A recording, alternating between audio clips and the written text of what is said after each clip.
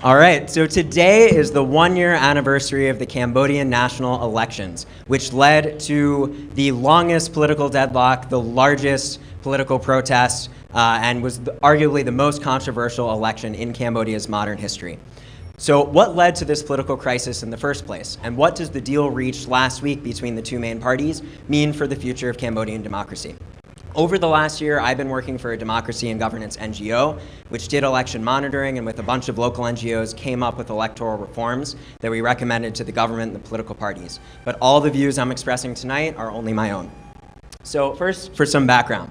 The ruling Cambodian People's Party, the CPP, first came to power in 1979 when the Vietnamese invaded Cambodia and defeated the Khmer Rouge. Hun Sen, at the young age of 32, was appointed prime minister in 1985. The first democratic national elections in Cambodia's modern history occurred in 1993. They were administered by the UN, they were seen as being free and fair. 90% of the population turned out to vote. And Hun Sen and the CPP lost to this guy, Prince Norodom Ranariddh of the royalist Phun Sen Pech party. Despite having lost, Hun Sen strong-armed his way into becoming co-prime minister. Now, in 1997, he staged what a lot of people refer to as a bloody coup, where Hun Sen's forces fought Prince Norodom Ranariddh's forces, and Hun Sen emerged as the sole prime minister of Cambodia. And since 1997, he has consolidated power for the ruling party. He has restricted assembly and speech, and elections have become less and less credible. By 2008, the ruling party held 73% of the seats in the National Assembly. So few people thought that any opposition party would really have a shot. But then we got these guys, the Cambodian National Rescue Party, which is a coalition of two smaller opposition parties, Sam Rainsy's party and Kem Sokha's Human Rights Party. Sam Rainsy was self-exiled for 4 years prior to last year's election, avoiding a 12-year politically motivated jail sentence. He got a royal pardon shortly before the election, and when he returned, 9 days before the polls opened, hundreds of thousands of people came out to greet him. So who actually won this super controversial election? Well, it depends who you ask. Officially, the CPP won by about 4%. But the opposition also claimed that they won the election because independent national and international elections observers found evidence of widespread electoral irregularities. A lot of these irregularities had to do with the voter list. So 9% of people who thought they were registered to vote, their names were not on the voter list. And then 19% of the names that were on the voter list were people who permanently relocated, don't exist, or died. There were also several 100,000 exact duplicate names on the voter list.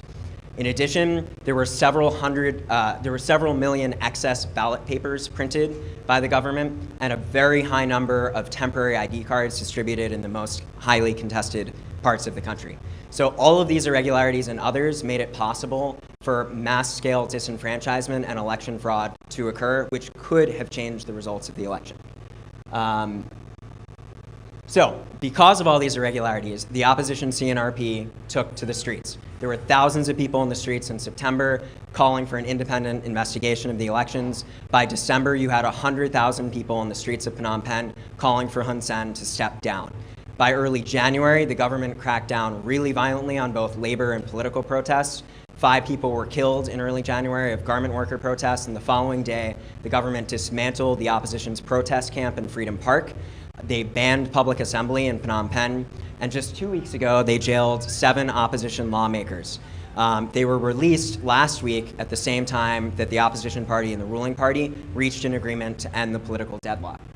So what was this deal? After almost a year of boycotting Parliament, the opposition party decides to take their seats in Parliament in exchange for some electoral reforms and power sharing in Parliament. The main concession that they got had to do with the formation of the election management body called the National Election Committee. Up till now, it's been controlled by 11 people, most of whom are totally beholden to the ruling party. Now it's going to have 4 people chosen by the opposition party, 4 chosen by the ruling party, and 1 just announced today will be the head of Likado, Dr. Kek, who is seen as being very independent. The other major part of the deal is power sharing in the National Assembly.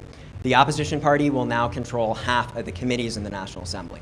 But the ruling party will still control the standing committees and the presidency of the opposition.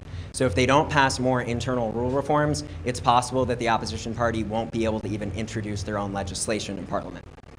So Because of this, a lot of people are comparing it to what happened in 2003.